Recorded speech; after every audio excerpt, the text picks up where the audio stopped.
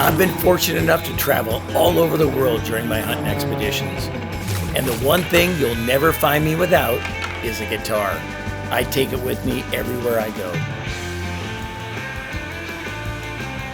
There's no questioning my love for the outdoors, but music is inherently part of my DNA. So when the opportunity was proposed to play at one of the most celebrated recording studios on the planet, there was this immense pressure to deliver greatness on the heels of some of the world's finest musicians that have ever graced these walls. And as we as a band gather to listen and critique our work, I'm reminded of the memories I had imagining what it would be like to play in the same room as some of the legends of my time. We'd like you, if you would, to sort of join in and clap your hands, and stamp your feet. We've all seen the videos and the photos of the Beatles playing at Abbey Road Studios. Whether it was Elton John, Pink Floyd, it goes on and on. I mean, the number of people that came through, Eric Clapton, one of my great heroes, they all have been in this studio. Very few people that you can talk to, in all your day-to-day conversations, they've had this experience. Probably one of the top 2 things I've done in my musical career. Very significant. It's my number one to the point that I didn't think it would ever happen. So it's like climbing a mountain that only a few people have ever climbed. This trip to London for me is that bucket list dream come true thing. To be able to say that we got in here would be great, but the fact that we're getting to record in Abbey Road Studios on the hallowed ground that all these, tremendous musicians have all been here before us, you can't exaggerate how cool it is.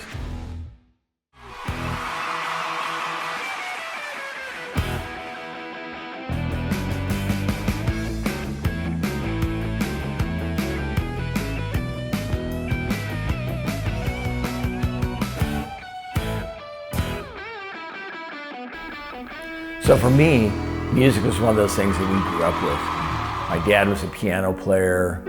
He also played the guitar a little bit, accordion.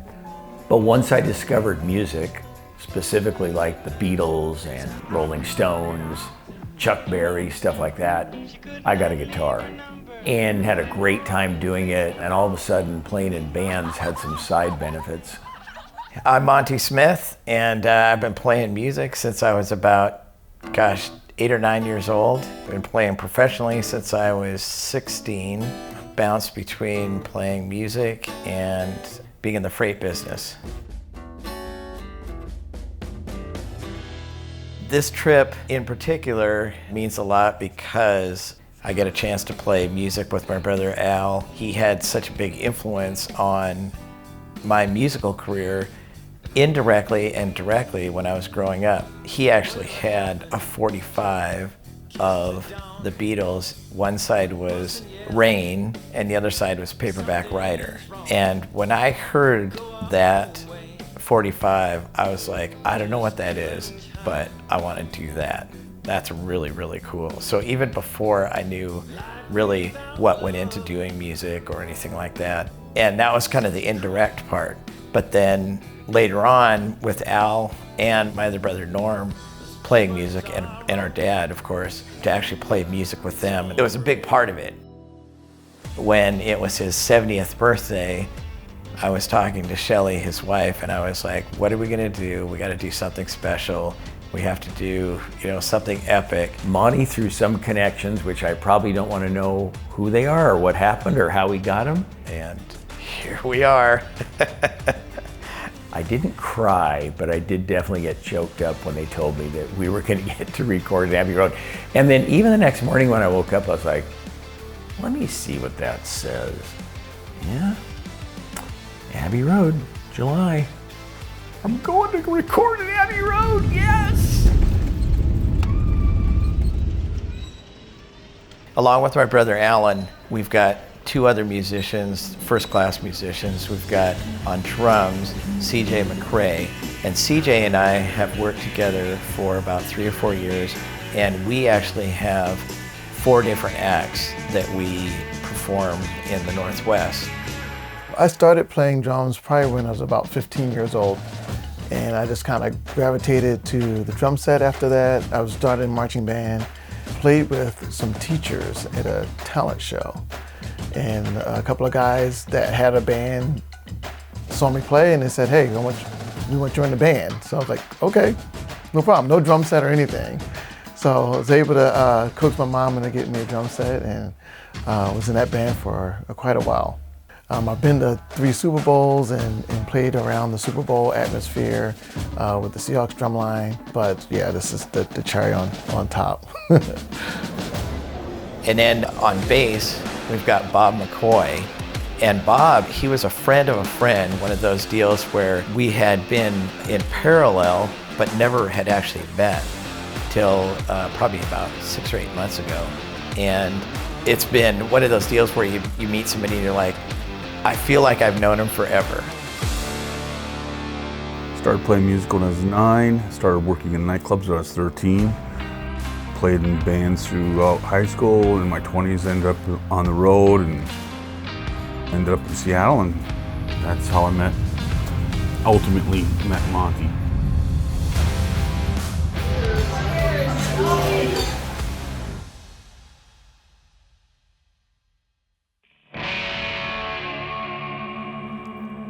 If you love rock and roll and all the history that goes with the British influence, you've got to take a journey when you're in London with Rock Cab Tours. Steve's the owner and tour director and is one fun guy to spend the day with. Just when you think you know something about rock history, you soon find out you don't know squat compared to Steve. He's going to show you all kinds of cool stuff around London, about the London rock and roll scene, the history, stuff you never even dreamed of knowing.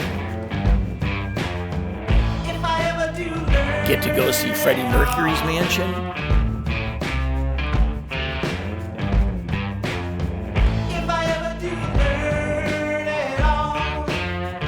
To Jimmy Page's historical Victorian mansion. From Paul McCartney's house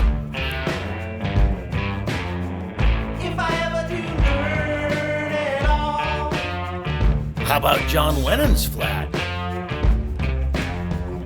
And tons of famous venues where the 60s and the 70s magic happened. The list goes on and on. But the highlight was stopping by Abbey Road Studios. So we're driving close to Abbey Road right now. It's the day before, but even just driving close to it is making me nervous. What about you, Bob? Oh yeah, surreal. CJ? How you feeling? Yeah, I'm listening to the songs at 3 o'clock this morning. I'm a little concerned. I want to be perfect. Right then, folks, this is the world's most famous. We go straight on. Sorry, don't run over the guy in the middle of the road. Yeah, can you stop on the bus stop? Al, does it make you nervous just being close to it? Yep. My stomach's churning. Mine is too.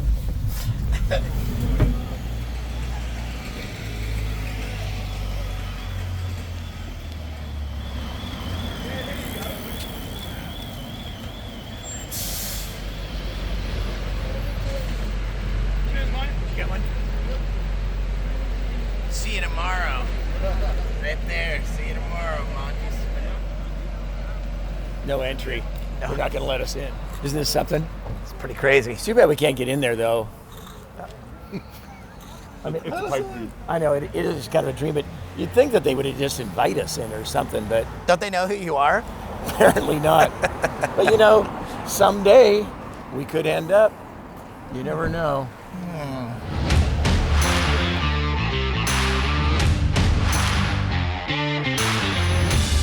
Thanks, Steve, for a magical day of rock and roll trivia and a million laughs. Can't wait to do it again.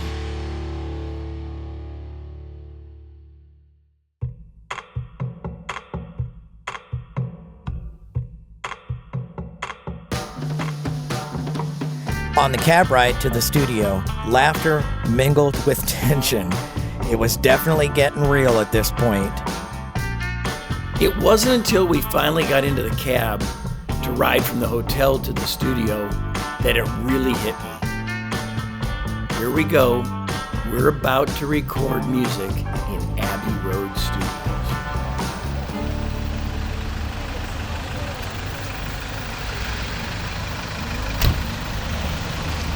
Ready? It's showtime. Are the boys out? They ready too? You guys ready? Come on, man. He's settling up. Here we are, Abbey Road Studios, making dreams come true. Got the boys with us. Look at that. There's the grand entrance right there. What do you think, Bob? You ready? Getting real, ain't it? Any butterflies?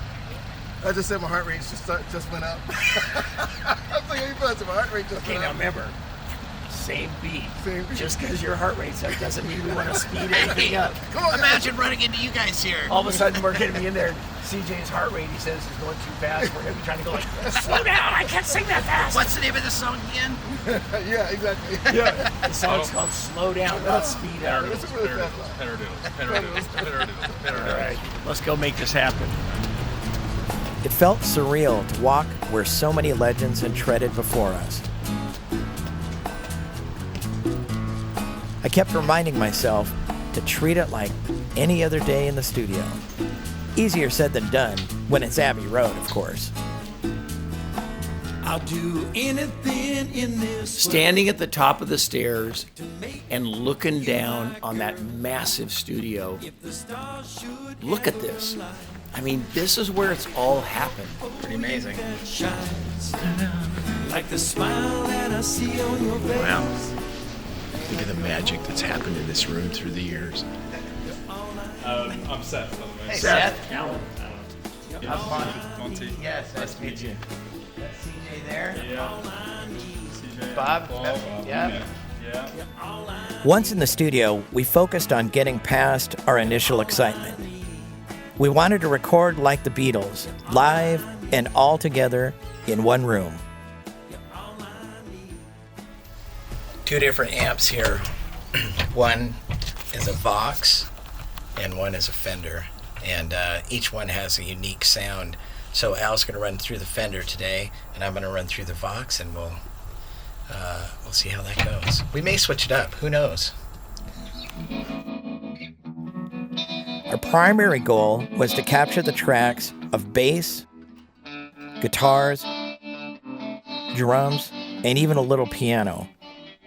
It was cool just like hanging out while they were, setting the microphones and that kind of thing. And you've got the butterflies in your stomach. And what was good for me was, he's just like, just play a groove. Just trying to get levels on the drums. And that kind of got me settled in because I probably played that beat for about 5 minutes straight without stopping. So that kind of got the little butterflies out a little bit. It's like, okay, I got this. I can do this. With a new crowd that hasn't heard hardly any of my shit. This is going to be awesome. Bob just keeps looking over going, now what? Well, the first time it happened to me, it scared the hell out of me. What? I missed it. Just talking, I said, I haven't been this nervous since the first time I had sex. The reason I was so nervous is because I was all by myself. On the way over here, I asked the cab driver, how do I get to Abbey Road? And he just said, practice. With our rented gear only available for that day, the pressure was mounting. We had to get all of those basic tracks taken care of in those 10 hours.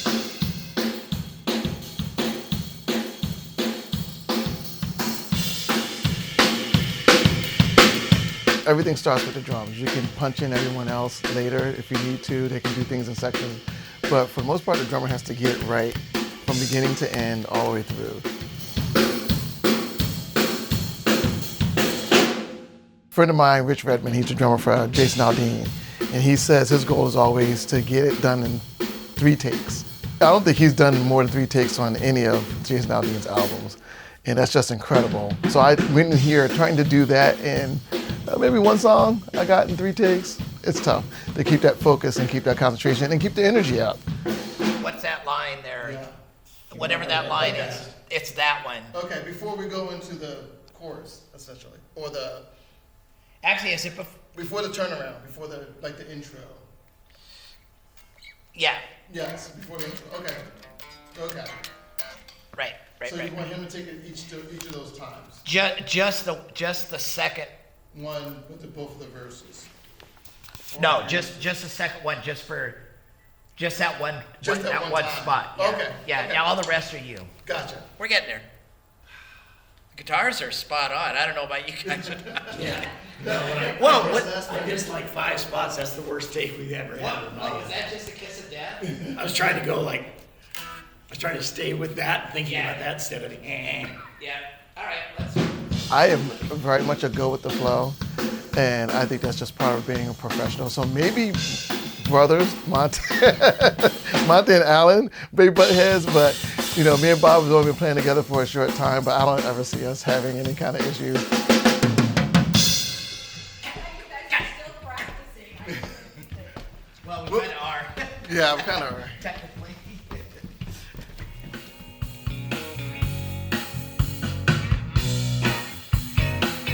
These sound.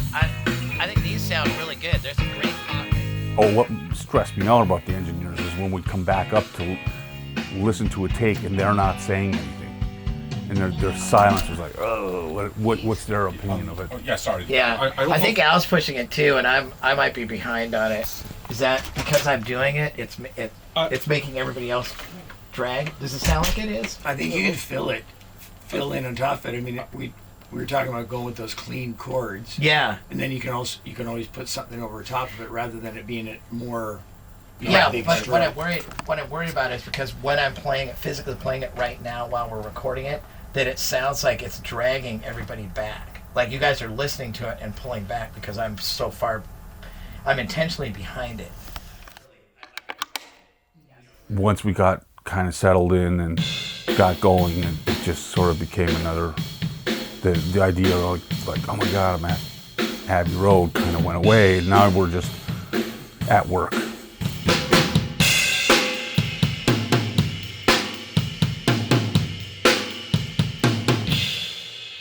Famous last words. Yeah.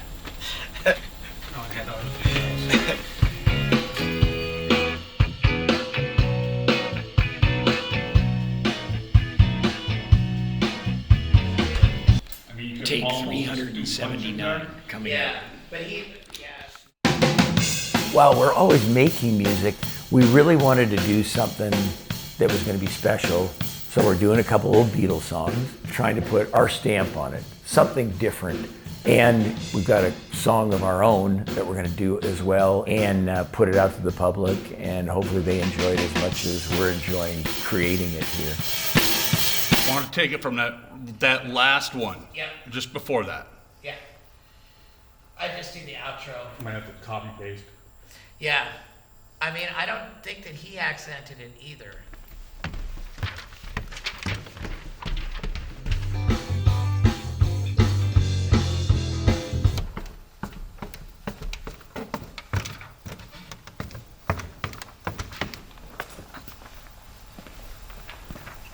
Maybe just another clean, can you get a different tone on yours? Yep.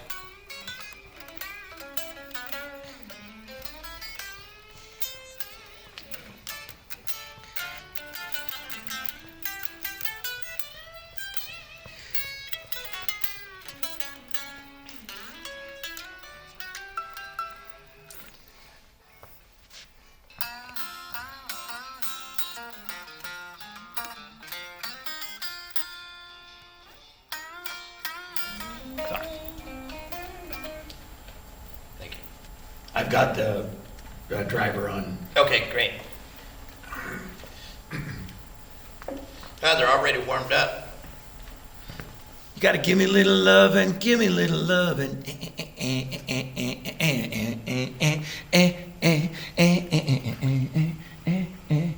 You gotta get, because there's that gap in there until it goes into give me a little lovin'. So if you want to fill more than just that empty space. Okay, so Chris will run The entire the last chorus.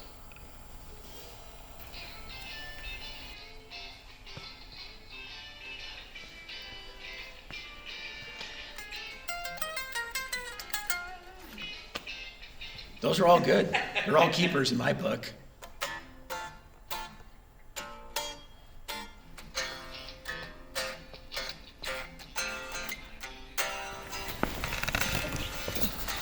And here it is, the world famous Mrs. Mills piano.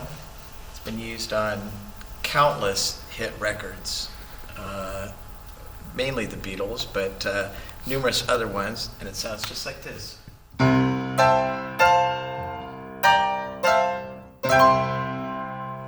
So this piano reminds me a lot of the piano that we grew up with in West Seattle. I remember when we were, I don't know, about 10 or something, our dad decided that he was going to go get a new piano, but of course it was a used piano, not a new piano, but new to us. So we went to this guy's house, and he lived about 10 miles from our house, and he had a piano very similar to this, only it was more white colored. And the guy, they made a deal. I think Dad paid $50 or something for it in the day. And the guy looked at Dad and, his three boys standing there. He goes, "How the hell are you getting it home?" And Dad looked down like this saw that it had wheels. And he said, "Well, we're just going to tie a rope to it. We're just going to tow it home from here. It'll be fine." The guy looked at him, thought he was serious. He's like, "No, those wheels, they're not big enough." Well, maybe. The guy wasn't sure if Dad was serious or not. He goes, no, we're bringing the trailer over later. Just kidding. That's a true story. Yeah.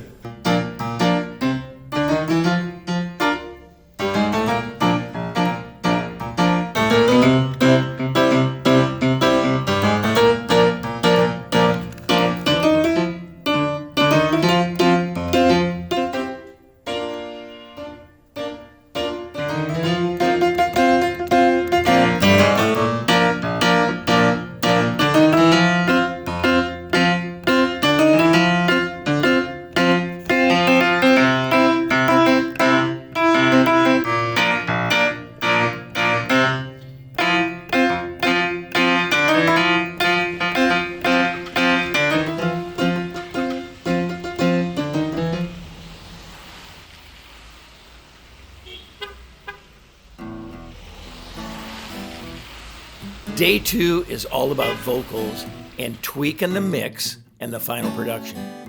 It's going to be a long, long day full of creative shenanigans flowing through the headsets. Just when you think yesterday had some pressure, the more takes we have to do, the worse it's going to get is the bad thing. We call that diminishing returns. That's right. If you think it's scratchy now, wait till 2 o'clock this afternoon. You got this. Breathe. Explore the space, Yeah. as we say. Explore that smaller space. Okay, I'm kind of claustrophobic. It might affect my singing, actually. Coming in to put it in the big room. I'm kidding. I'm not gonna make it. I'm not that kind of man.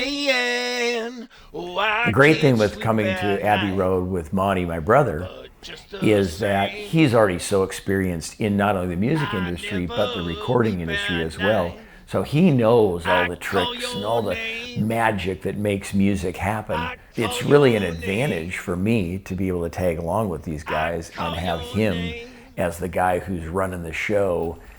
Okay, let's redo it. Let's do that again. Yep. The other good thing about it, since he's my little brother, he's got to be nice to me. So he doesn't say stuff like, that sucked. Maybe we should do that over again. He goes, that was good, but maybe let's just try it one more time. Let's do just those last two. So go low. I call your name. I call your name. Okay, and then you're out. I call your name. So we're trying to end it with that one. Still figuring it out. Okay. 10,001 times. Maybe tempers might flare. Not that Monty and I have ever had a harsh word between us, but we are brothers, so you never know. But the reality is that at the end of the day, we all know that Monty's in charge. I call your name. Probably easier to do backing vocals that way. He's not just singing for the next hour and a half or whatever. So.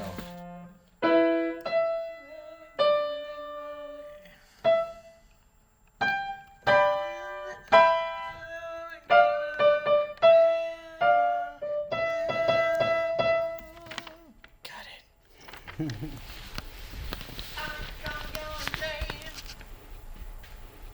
I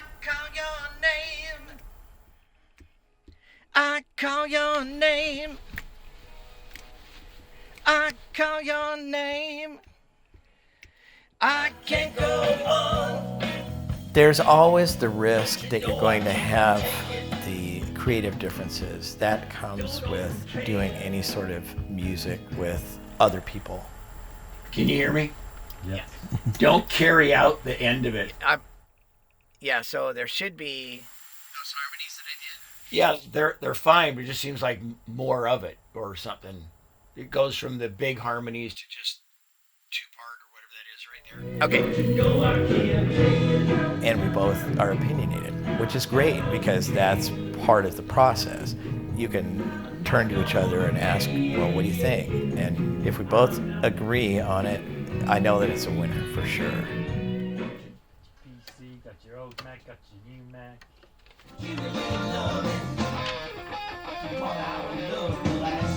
Yeah, that's it. Good work. Nothing to it. Yeah. After the vocals were completed, we turned everything over to our engineer, Chris. Chris was going to mix everything together and make it sound amazing. As you can expect, he did not disappoint.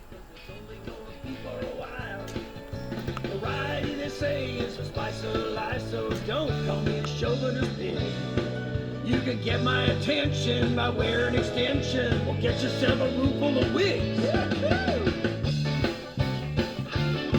Now we're talking, baby. I haven't been in the studio in over 30 years.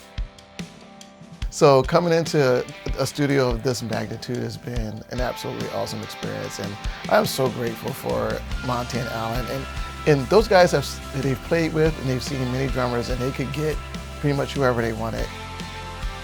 And to choose me, I couldn't ask for, better friends and better musicians to surround myself with. It's been absolutely an amazing experience.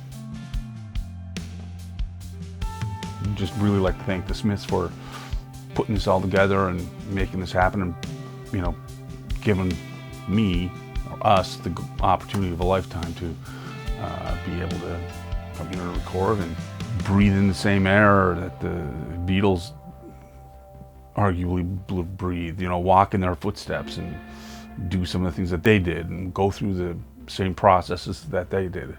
Yeah, that means a lot. So yeah, thank you, Monty. Thank you, Alan. It's rare that something happens like this where it's exceeded your expectations. And that's saying something when it's a dream come true. Like, you don't ever think, someday I'm gonna record in Abbey Road Studios, right?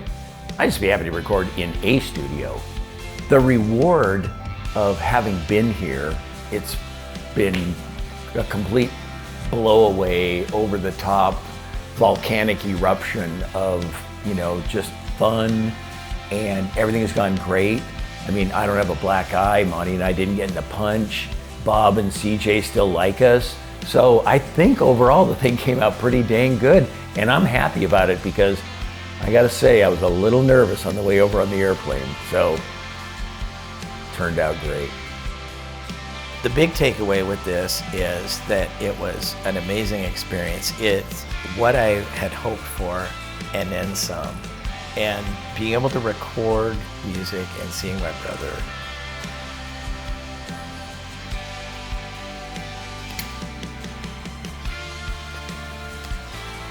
that was awesome. Yeah. That goes back to my family. The musical, my dad, and my two brothers. Music has connected us, and it continues to connect us, whether we're in the same room together or not. And seeing my brother, wow, we're in the middle of this dream thing was spectacular. I mean, it's the best. That's all I can say.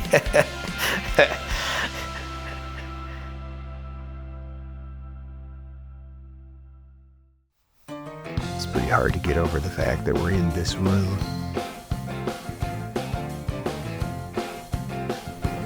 Want to go like this while I'm waiting?